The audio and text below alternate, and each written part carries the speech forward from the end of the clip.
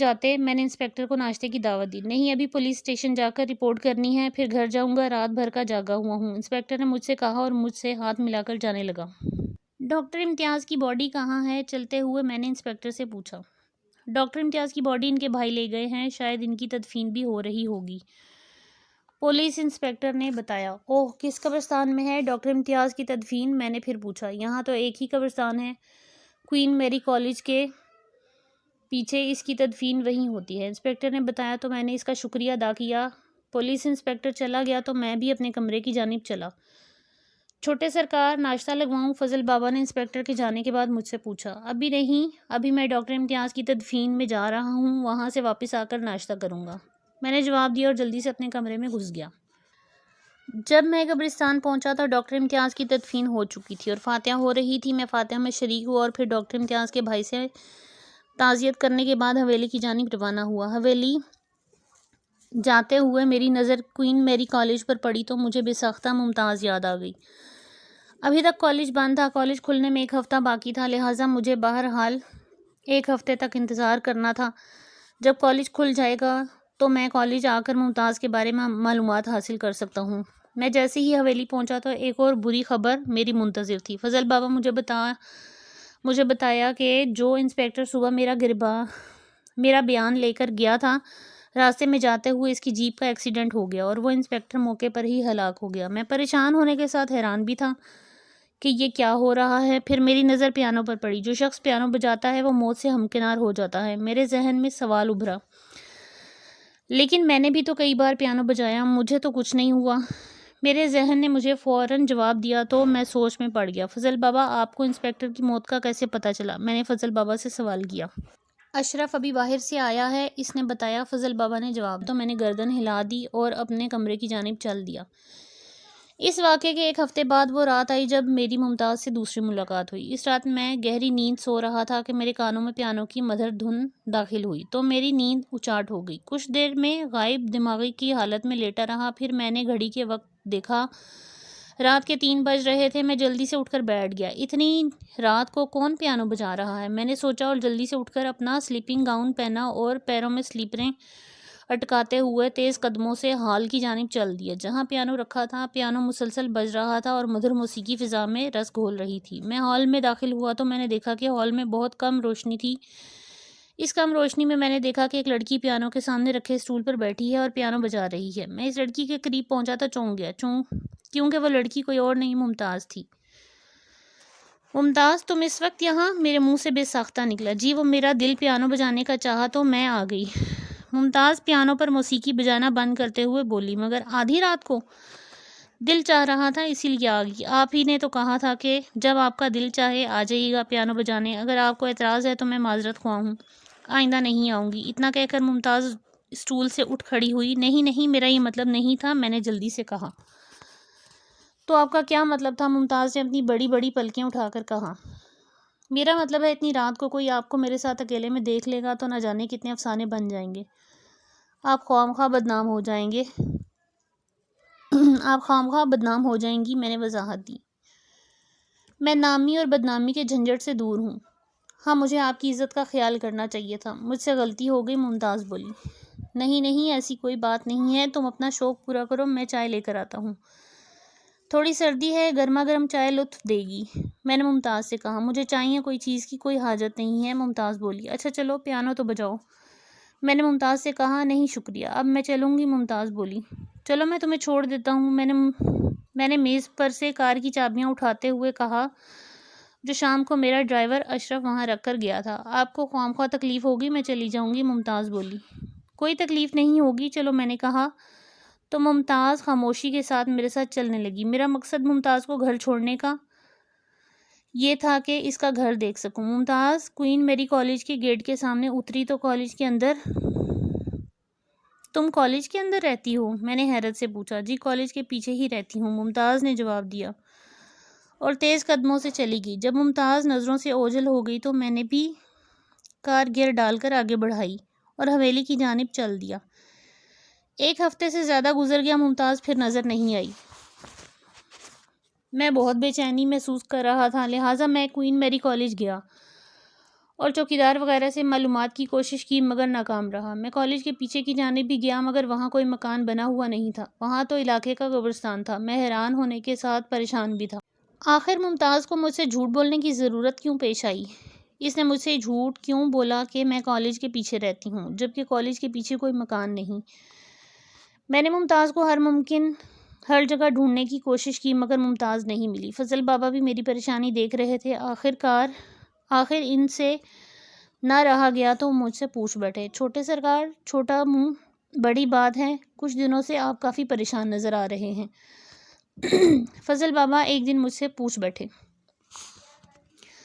بابا دراصل میں ممتاز کے لیے پریشان ہوں۔ میں نے جواب دیا، ممتاز کون؟ بابا میں نے آپ کو بتایا تھا نا کہ پیانو خریدتے وقت ایک لڑکی ملی تھی جو حویلی تک آئی تھی۔ میں نے فضل بابا کو یاد دلایا۔ ہاں چھوٹے سرکار یاد ہے، وہ لڑکی پھر اچانک غائب ہو گئی تھی۔ فضل بابا بولے، ہاں وہی لڑکی، وہ لڑکی ایک ہفتہ پہلے پھر حویلی آئی تھی پیانو بجانے۔ میں نے کہا، اچھا تو پھر اب اس لڑکی کا پتہ معلوم نہیں ہو رہا؟ اس نے اپنی رہائش جو بتائی تھی وہاں تو قبرستان ہے۔ میں نے فضل بابا کو بتایا، تو آپ کیوں پریشان ہیں؟ فضل بابا میری پریشانی نہ سمجھ پا رہے تھے۔ دراصل مجھے لگتا ہے کہ میں ممتاز کو پسند کرنے لگا ہوں۔ میں نے جھجکتے ہوئے فضل بابا کے سامنے اپنی محبت کا اظہار کیا تو بے ساختہ فضل بابا ہنس پڑے۔ ارے تو پھر مشکل کیسی ہے؟ ابھی معلوم ہو جائے گا، فضل بابا بولے۔ کیسے؟ میں نے کئی دن سے پریشان ہو رہا ہوں۔ میں نے پوچھا، پولیس کے ذریعے یہاں کے پولیس علاقے کی ہر شخص کا ریکارڈ رکھتی ہے۔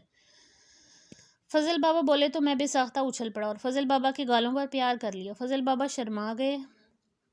ہرے فضل بابا، آپ نے تو مشکل آسان کر دی۔ میں نے فضل بابا سے کہا، لیکن پولیس اپنا ریکارڈ مجھے کیوں بتائے گی؟ کچھ دیر بعد مجھے خیال آیا، یہاں کے ایس پی داور رضا آپ کے والد کے پرانے دوست ہیں، وہ آپ کی مدد کر سکتے ہیں۔ فضل بابا بولے، تقریب میں تو ایس پی داور رضا کو آپ نے نہیں بلایا تھا؟ میں نے سوچتے ہوئے کہا، کیونکہ حویلی میں ہونے والی تقریب میں کسی داور رضا کے نام کے آدمی سے نہیں ملا۔ ایس پی داور رضا کو دعوت نامہ بھیجا گیا تھا مگر اس وقت وہ بیرون ملک گئے ہوئے تھے، اسی لیے تقریب میں نہ آ سکے۔ بعد میں ان کا معذرت کا فون آیا تھا، میں نے آپ کو بتایا بھی تھا۔ فضل بابا نے وضاحت کی تو میں نے مطمئن ہو کر گردن ہلا دی۔ بس آپ ایس پی داور رضا کے پاس چلیے، وہاں آپ کی مشکل کا حل نکل جائے گا۔ فضل بابا بولے تو میں ان کا شکریہ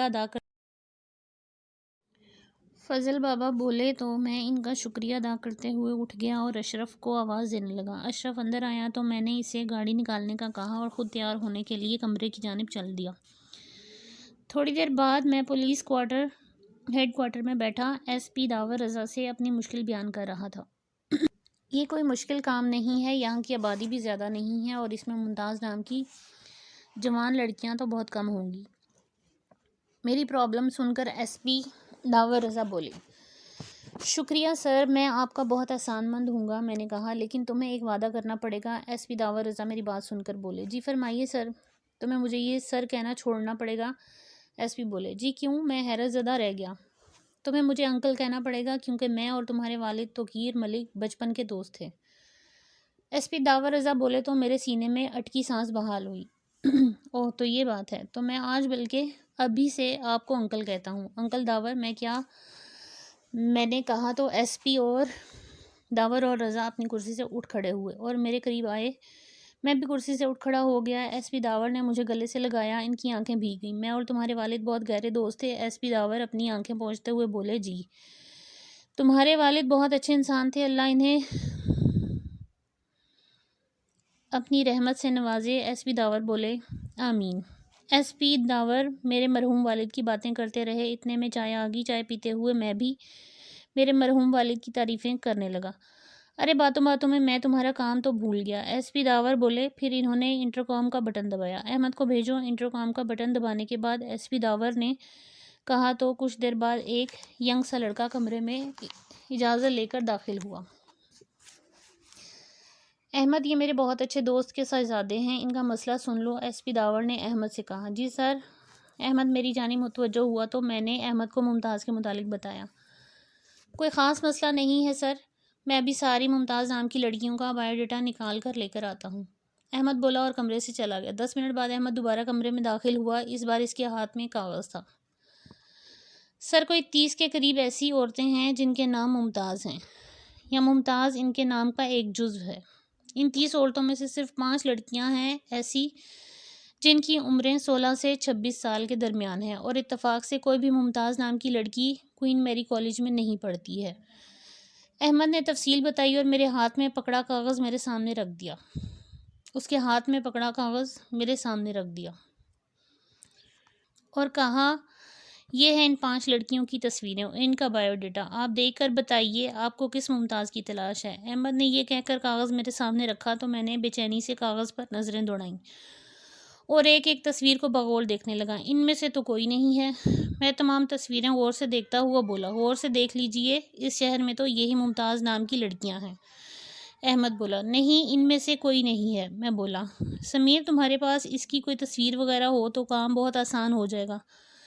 ایس پی داور میری اور احمد کی بات چیت سن کر بولے، نہیں میرے پاس اس کی کوئی تصویر نہیں ہے۔ میں بے چارگی سے بولا، تم نے بتایا کہ تمہارے گھر آئی تھی اور ایک مرتبہ تم اسے چھوڑنے بھی گئے تھے۔ ایس پی داور رضا پوچھتے ہوئے بولے، جی ہاں۔ پھر تمہاری حویلی میں جو سی سی ٹی وی کیمرہ لگا ہے، اس میں تو اس لڑکی کی تصویر ضرور آئی ہوگی۔ ایس پی داور رضا میری بات سن کر بولے، یس انکل، آپ نے تو مشکل ہی آسان کر دی۔ میں نے جوش میں کہا، بس تو سی سی ٹی وی کی ویڈیو لے آؤ، لڑکی ہم ڈھونڈ نکالیں گے۔ میرا جوش دیکھ کر مسکرا کر اٹھے تو میں شرمندہ ہو گیا۔ تھینک یو انکل، میں ابھی سی سی ٹی وی کی ویڈیو لے کر آتا ہوں، میں بولا اور ایس پی داور رضا سے ہاتھ ملا کر باہر نکلا اور جلدی حویلی پہنچ گیا۔ حویلی پہنچتے ہی میں نے فضل بابا کو سی سی ٹی وی کی ویڈیو لانے کا کہا۔ حویلی میں ہر جگہ سی سی ٹی وی کیمرہ لگا ہوا تھا۔ بیرونی گیٹ ہی نہیں بلکہ ڈرائنگ روم اور ہال تک میں کیمرے لگے ہوئے تھے۔ فضل بابا نے ہال کے کیمرے سے فلم نکالی اور مجھے دی۔ میں نے ویڈیو کمپیوٹر سے منسلک کیا اور ویڈیو چلنے لگی۔ 26 تاریخ کو ممتاز نے یہاں آ کر پیانو بجایا تھا، میں سوچتے ہوئے بڑبڑایا اور ویڈیو ریورس میں چلانے لگا۔ 26 تاریخ کی ویڈیو آئی تو میں نے کمپیوٹر کا بٹن دبایا اور ویڈیو نارمل حالت میں چلنے لگی۔ میری آنکھیں بے چینی سے کمپیوٹر اسکرین پر جمی ہوئی تھیں۔ منظر دھیرے دھیرے آگے بڑھ رہا تھا، پھر میں نے کمپیوٹر اسکرین پر ایک حیرت انگیز منظر دیکھا۔ پیانو کے بٹن آپ ہی آپ دبنے لگے اور پیانو سے مدھر دھن نکل کر فضا میں بکھرنے لگی۔ کچھ ہی دیر بعد میں منظر میں داخل ہوا اور پھر میں کسی انجان مخلوق سے باتیں کرنے لگا۔ میری آواز ہیڈ فون کے ذریعے میرے کانوں میں آ رہی تھی، مگر میں کس سے مخاطب تھا وہ شخصیت نظر نہیں آ رہی تھی۔ ایسا لگتا تھا جیسے میں ہوا سے باتیں کر رہا ہوں۔ یہ سب کیا ہے؟ ممتاز ویڈیو میں کیوں نظر نہیں آ رہی؟ میں نے بکھلا کر کہا۔ فضل بابا جو خود بھی کمپیوٹر اسکرین پر نظریں جمائے کھڑے تھے، حیران نظروں سے مجھے دیکھنے لگے۔ کچھ نہ کچھ گڑبڑ ہے، مجھے کوئین میری کالج سے معلومات لینی ہوں گی۔ اتنا کہہ کر میں نے جلدی سے کار کی چابیاں اٹھائیں اور باہر کی جانب دوڑا۔ میں آندھی طوفان کی طرح کار چلاتا ہوا کوئین میری کالج پہنچا۔ راستے میں کئی جگہ میرا ایکسیڈنٹ ہوتے ہوتے بچا، مگر میرے سر پر دھند سوار تھی۔ میں جلدی کوئین میری کالج پہنچنا چاہتا تھا۔ میری تیزی کے ساتھ میری کوئین کالج پہنچتے ہی پہلے میں نے انکل ایس پی داؤد کو فون کر کے صورتحال بتائی، پھر ان سے مدد طلب کی۔ پہلے تو وہ بھی حیران رہ گئے کہ کس طرح ممتاز کی ویڈیو سی سی ٹی وی کیمرے میں نہیں آئی۔ پھر انہوں نے وعدہ کیا کہ وہ کوئین میری کالج کی پرنسپل کو فون کر دیں گے تاکہ وہ مجھ سے تعاون کریں۔ جب میں کوئین میری کالج پہنچا اور میں نے کالج پرنسپل سے ملنے کی خواہش کا اظہار کیا تو مجھے فوراً پرنسپل صاحبہ نے اپنے کمرے میں بلوا لیا۔ میں نے کمرے میں داخل ہو کر پرنسپل کو سلام کیا۔ ایس پی داور رضا صاحب کا فون ابھی آیا تھا، کہیے آپ کو کس کی تلاش ہے؟ پرنسپل صاحب نے میرے سلام کے جواب میں پہلے تو مجھے کرسی پر بیٹھنے کا کہا اور پھر مجھ سے مخاطب ہو کر کہنے لگے، اصل میں مجھے ایک لڑکی کی تلاش ہے۔ میں نے پرنسپل صاحب سے کہا، کیا نام ہے لڑکی کا اور وہ کس اسٹینڈرڈ میں پڑھتی ہے؟ پرنسپل صاحبہ میری بات سن کر بولیں، جی مجھے کلاس تو معلوم نہیں، نام اس کا ممتاز ہے۔ میں نے جواباً کہا، ممتاز کے آگے یا پیچھے تو کچھ نہیں ہے، اور ممتاز کے باپ کا نام کیا ہے؟ پرنسپل نے پھر پوچھا۔ یہ تو مجھے معلوم نہیں، میں نے شرمندگی سے جواب دیا۔ اچھا میں معلوم کرتی ہوں، پرنسپل نے کہا اور پھر گھنٹی بجا کر چپڑاسی کو بلا لیا۔ 2 چائے لے کر آؤ اور زرین کو کہو کہ میں نے بلایا ہے۔ پرنسپل نے چپڑاسی سے کہا تو وہ خاموشی سے واپسی کے لیے مڑ گیا۔ تھوڑی دیر بعد ایک دبلی پتلی لڑکی کمرے میں داخل ہوئی۔ جی میم، آپ نے مجھے بلایا؟ وہ لڑکی پرنسپل کی میز کے قریب آ کر بولی، زرین یہ سمیر ملک ہیں، ان کو ایک لڑکی کی تلاش ہے جو یہاں پڑھتی ہے۔ پرنسپل نے میری جانب اشارہ کرتے ہوئے کہا تو زرین میری جانب متوجہ ہوئی. جی لڑکی کا نام کیا ہے؟ وہ کس کلاس میں پڑھتی ہے؟ زرین بولی. ممتاز نام ہے، کلاس کا مجھے نہیں معلوم. میں نے زرین کو مخاطب کرتے ہوئے جواب دیا. ممتاز؟ زرین سوچتے ہوئے بولی. ممتاز نام کی تو کوئی لڑکی کالج میں نہیں پڑھتی. کچھ دیر سوچنے کے بعد زرین بولی. آپ یقین سے کہہ سکتی ہیں؟ میں نے پوچھا. پورے یقین کے ساتھ، کیونکہ کالج میں صرف 200 طالبات ہیں اور مجھے تقریباً طالبات کے نام زبانی یاد ہیں. زرین بولی. زرین کو ہم لوگ کمپیوٹر کہتے ہیں. اسی تمام طالبات کے نام اور ان کے ایڈریسز زبانی رٹے ہوئے ہیں. پرنسپل کہنے لگیں. پھر مجھے شاید آپ سے کوئی بھول ہو رہی ہے اور ممتاز نام کی طالبہ یہاں ہو، کیونکہ مجھے ممتاز نے خود بتایا تھا کہ وہ اس کالج میں پڑھتی ہے. میں نے امید بھری نظروں سے زرین کو دیکھتے ہوئے کہا. ٹھیک، آپ میرے ساتھ آئیے. کمپیوٹر میں کالج کی تمام طالبات کی معلومات فیڈ ہیں، دیکھ لیتے ہیں. زرین یہ کہہ کر دروازے کی جانب مڑی تو میں بھی کرسی سے کھڑا ہوا اور اس کے ساتھ جانے کے لیے مڑا تو میری نظر پرنسپل کی دائیں جانب دیوار پر پڑی، جہاں ایک بڑی سی تصویر لگی تھی، جہاں کئی طالبات ایک پیانو کے گرد کھڑی تھیں اور ایک طالبہ پیانو بجا رہی تھی. میں اس تصویر کے قریب گیا تو خوشی سے اچھل پڑا، کیونکہ پیانو بجانے والی طالبہ ممتاز ہی تھی. یہ رہی ممتاز. میں خوشی سے چیخ اٹھا. کیا کہہ رہے ہیں آپ؟ پرنسپل بھی اپنی کرسی سے اٹھ کر کھڑی ہو گئی اور زرین بھی حیران نظروں سے میری جانب دیکھنے لگی. یہی ہے ممتاز جو مجھے کئی مرتبہ مل چکی ہے اور میرے گھر پیانو بجانے بھی آ چکی ہے. میں پرجوش لہجے میں بولا. کب آئی آپ کے گھر پیانو بجانے؟ پرنسپل نے حیرت سے میری جانب دیکھا. یہی کوئی 1 ہفتہ پہلے، میں نے جواب دیا. یہ تصویر 20 سال پہلے کی ہے، پرنسپل صاحبہ نے جواب دیا. کیا؟ جی ہاں، یہ تصویر 20 سال پہلے کی ہے، جب ہماری طالبات نے آل پاکستان میوزک ایوارڈ جیتا تھا. پرنسپل صاحبہ پھر بولی تو میں حیران رہ گیا. مگر یہ لڑکی چند دن پہلے ہی مجھے ملی تھی، پھر میرے گھر بھی آئی تھی پیانو بجانے. یہ تو کہہ رہی تھی کہ کالج کے پیچھے ہی رہتی ہے. میں غور سے تصویر دیکھتے ہوئے بولا. ہاں، کالج کے پیچھے قبرستان ہی میں اسے دفنایا گیا ہے. پرنسپل صاحبہ بولی تو میں حیرت سے تصویر کو دیکھنے لگا، جس میں ممتاز پیانو پر بیٹھی تھی اور اس کے چہرے پر خوشیاں رقص کر رہی تھیں. میں نے ممتاز پر سے نظر ہٹا کر پیانو کو غور سے دیکھا تو میں مزید حیران ہوا، کیونکہ تصویر میں وہی پیانو تھا جو میں نے داتا اینٹیک شاپ سے خریدا تھا. یہی پیانو میں نے داتا اینٹیک شاپ سے خریدا تھا. میں نے تصویر پر ہاتھ رکھتے ہوئے پرنسپل سے کہا. آپ نے یہ پیانو خریدا؟ پرنسپل صاحبہ حیرت سے بولی. اس میں حیرت کی کیا بات ہے؟ میں نے حیران ہو کر پرنسپل صاحبہ سے پوچھا. یہ ممتاز کا خاص پیانو تھا. ممتاز اس پیانو کو کسی کو ہاتھ نہیں لگانے دیتی تھی، حتیٰ کہ ممتاز کی موت کے بعد بھی جب بھی کسی نے اس پیانو کو بجانے کی کوشش کی، وہ بے موت مارا گیا. اسی لیے اس پیانو کو موت کی موسیقی سے معتبر کیا جاتا ہے اور اسے ایک تاریک جگہ پر رکھوا دیا گیا تھا. پرنسپل صاحبہ بولی تو میں حیران رہ گیا. ساتھ ہی میری آنکھوں کے سامنے ڈاکٹر امتیاز اور پولیس انسپکٹر کی لاشیں آ گئیں، جنہوں نے پیانو بجایا تھا اور وہ بے موت مارے گئے تھے. آپ صحیح کہہ رہی ہیں، ڈاکٹر امتیاز اور پولیس انسپکٹر نے یہ پیانو بجایا تھا تو وہ لوگ بے موت مارے گئے. میں یاد کرتے ہوئے بولا. میں سب جانتی ہوں، اس پیانو کی وجہ سے کئی جانیں گئی ہیں. اسی لیے اس پیانو کو ایک تاریخی اسٹور میں رکھ دیا گیا تھا. شاید داتا اینٹیک شاپ کے مالک نے لالچ میں اس پیانو کو اسٹور سے نکال کر آپ کے ہاتھوں بیچ دیا. پرنسپل صاحبہ بولیں. شاید یہی بات ہو، مگر ممتاز کے ساتھ کیا ہوا تھا اور وہ ابھی مجھ سے کیوں ملی؟ اب میں سمجھ رہا ہوں کہ وہ ایک پرچھائی تھی، اسی لیے CCTV کیمرے میں بھی اس کی تصویر نہیں آئی. میں سب یاد کرتے ہوئے کہنے لگا. جب ممتاز کی موت واقعہ ہوئی تھی تو میں اس کالج میں نئی لیکچرار بن کر آئی تھی. ممتاز ایک شوخ و چنچل لڑکی تھی، مگر پوری ذمہ دار بھی تھی. پڑھائی میں بہت اچھی تھی. پیانو بجانے کا تو اسے عشق تھا اور اسے یہ عشق اپنی ماں سے ورثے میں ملا تھا، جو اس کی پیدائش کے وقت انتقال کر گئی تھی. یہ پیانو اس کی ماں کی نشانی تھی. ممتاز کا باپ اسی کالج میں چوکیدار تھا، مگر وہ نشے کا عادی تھا اور سارا وقت نشے میں رہتا تھا. اپنی تنخواہ نشے میں اڑانے کے بعد ایک دن اس نے اس پیانو کو بھی کباڑیے کے ہاتھ فروخت کرنا چاہا اپنا نشہ پورا کر کے، مگر ممتاز اس کے آڑے آ گئی اور اس نے پیانو نہ بیچنے دیا، کیونکہ یہ پیانو ایک تو اس کی ماں کی نشانی تھی، دوسرے ممتاز کو بھی اس پیانو سے عشق کی حد تک پیار تھا. مگر ممتاز کا باپ اپنا نشہ پورا کرنے کے لیے پیانو بیچنا چاہتا تھا. بس اسی کشمکش میں ممتاز کے باپ نے ممتاز کو تھپڑ مارا. ممتاز غش کھا کر گری اور اس کا ماتھا پیانو سے ٹکرایا. چوٹ اتنی شدید تھی کہ ممتاز نے موقع پر ہی دم توڑ دیا۔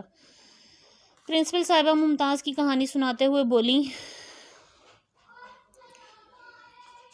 اوہ، تو پھر ممتاز کے باپ کو اس جرم میں پھانسی ہوگی۔ ممتاز کو کالج کے پیچھے قبرستان میں دفنا دیا گیا۔ ممتاز کے گھر کا سارا سامان بک گیا، اسی میں یہ پیانو بھی تھا۔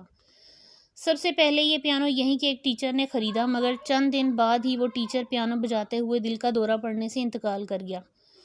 پھر اسی طرح 2-3 موتیں اور واقع ہوئیں تو اس پیانو کو منحوس قرار دے دیا گیا اور اس پیانو کے متعلق عجیب و غریب داستانیں مشہور ہو گئیں۔ سب لوگوں کا یہ خیال تھا کہ ممتاز چونکہ اس پیانو سے ٹکرا کر مری تھی، لہٰذا اس کی روح کسی کو اس پیانو کو بجانے نہیں دے رہی، اور جو بھی اس پیانو کو بجانے کی کوشش کرتا وہ اسے مار دیتی۔ پرنسپل تصویر کو بغور دیکھتے ہوئے بولی، ان کی آنکھیں جھلملانے لگیں۔ انہوں نے اپنا چشمہ اتارا اور اپنی آنکھیں پونچھیں۔ اگر پیانو بجانے والے ہر شخص کو ممتاز مار دیتی تھی تو اس نے مجھے کیوں زندہ چھوڑ دیا؟ میں نے حیرت کا اظہار کیا۔ شاید وہ تم سے پیار کرنے لگی تھی۔ پرنسپل بول اٹھی۔ میں نے تصویر میں بیٹھی ممتاز کو غور سے دیکھا تو مجھے ایسا لگا جیسے وہ پرنسپل کی بات سن کر مسکرا دی۔ ممتاز، میرے منہ سے ایک آہ نکلی اور میں تیز قدموں سے پرنسپل کے آفس سے باہر نکلا اور تیز تیز چلتا ہوا کالج سے باہر آیا۔ اب میرے قدم کالج کے پیچھے کی جانب بڑھ رہے تھے جہاں ممتاز کی قبر تھی۔ میں دوڑتا ہوا قبرستان میں داخل ہوا اور سامنے ہی ایک قبر تھی جس پر ایک کتبہ لگا ہوا تھا اور کتبے پر بڑے بڑے حروفوں میں ممتاز کا نام لکھا تھا۔ میں بے ساختہ قبر کے سرہانے گر پڑا۔ میری آنکھیں آنسوؤں سے تر تھیں۔ ممتاز، ممتاز، میں تم سے محبت کرتا ہوں، بہت زیادہ محبت کرتا ہوں، پلیز پلیز ایک بار، صرف ایک بار میرے سامنے آ جاؤ۔ ممتاز، میں بے اختیار ممتاز کی قبر پر پڑا ہوا رو رہا تھا اور ممتاز کو پکار رہا تھا۔ سمیر، ممتاز کی آواز میرے کانوں میں آئی تو میں نے بے اختیار نظر اٹھا کر دیکھا، مگر یہ کیا؟ مجھے کچھ بھی نظر نہیں آیا۔ کیا میں اندھا ہو گیا ہوں؟ میرے ذہن کی سلیٹ پر سوال ابھرا۔ جب آنکھیں آنسوؤں سے بھری ہوں تو کچھ بھی دکھائی نہیں دیتا۔ فوراً ہی ذہن کی سلیٹ پر سوال کا جواب بھی آیا۔ میں نے اپنی آنکھیں صاف کی تو سامنے سفید لباس میں ممتاز کھڑی تھی۔ میں بے اختیار ممتاز کی جانب لپکا اور اسے پکڑنے کی کوشش کی، مگر یہ کیا؟ میرا ہاتھ اس کے جسم سے اس طرح پار ہو گیا جیسے وہاں کوئی نہ کھڑا ہو۔ تم مجھے نہیں چھو سکتے سمیر، میں کوئی ٹھوس جسم نہیں رکھتی ہوں، میں تو ایک سایہ ہوں، ایک پرچھائی ہوں۔ ممتاز کے لب ہلے۔ ممتاز، ممتاز، مجھے بھی اپنے ساتھ لے چلو۔ میں ممتاز کے سامنے گڑ گڑایا۔ ابھی ہمارے ملن کا وقت نہیں آیا سمیر، ممتاز بولی۔ کب آئے گا؟ جب تم اس جسم سے آزاد ہو جاؤ گے۔ میں ابھی اس جسم کے بوجھ سے آزادی حاصل کرتا ہوں، میں نے دیوانوں کی طرح چیخا۔ نہیں سمیر، وعدہ کرو، مجھ سے وعدہ کرو، تم کبھی اپنی جان لینے کی کوشش نہیں کرو گے۔ مجھ سے وعدہ کرو، ممتاز بولی۔ ساتھ ہی وہ آہستہ آہستہ اوپر اٹھنے لگی۔ ممتاز، ممتاز، میں چیخا۔ میری کیفیت دیوانوں جیسی ہو رہی تھی۔ مجھ سے وعدہ کرو سمیر، تم کبھی اپنی جان لینے کی کوشش نہیں کرو گے۔ میں وعدہ کرتا ہوں کہ میں کبھی اپنی زندگی ختم کرنے کی کوشش نہیں کروں گا، مگر تم بھی وعدہ کرو کہ تم مجھ سے ملنے آؤ گی۔ میں اپنے آنسو پونچھتا ہوا بولا۔ تم جب بھی دل سے پیانو بجاؤ گے تو مجھے اپنے پاس ہی پاؤ گے، ممتاز نے اوپر جاتے ہوئے کہا، اور اس کے ساتھ ہی وہ نظروں سے اوجھل ہو گئی اور میں روتے ہوئے اس کی قبر پر گر پڑا۔ آج اس بات کو 40 سال گزر گئے، میں بوڑھا ہو گیا ہوں۔ ہر رات اس امید سے سوتا ہوں کہ اس زندگی کے بوجھ سے نجات مل جائے گی، مگر نہ جانے میری یہ سزا کب ختم ہوگی۔ ہاں، ممتاز نے اپنا وعدہ نبھایا۔ میں جب بھی دل سے پیانو پر کوئی دھن چھیڑتا ہوں تو ممتاز کو اپنے پاس محسوس کرتا ہوں، اس کی خوشبو مجھے اپنے پاس محسوس ہوتی ہے، اور بس اب تو زندگی کا خاتمہ ہوا ہی جاتا ہے۔ میں نے یہ زندگی ایک سزا کی طرح کاٹی ہے، بس اب تو ملن کی رات آنے ہی والی ہے۔ ممتاز مجھے لینے کے لیے پھولوں کی رت پر سوار آئے گی، میری آنکھیں راستے پر لگی ہوئی ہیں، میرا انتظار ختم ہونے ہی والا ہے۔ میں پھولوں کی رت پر سوار ہو کر ممتاز کے ساتھ ملن کے گیت گاؤں گا۔ آہ ممتاز!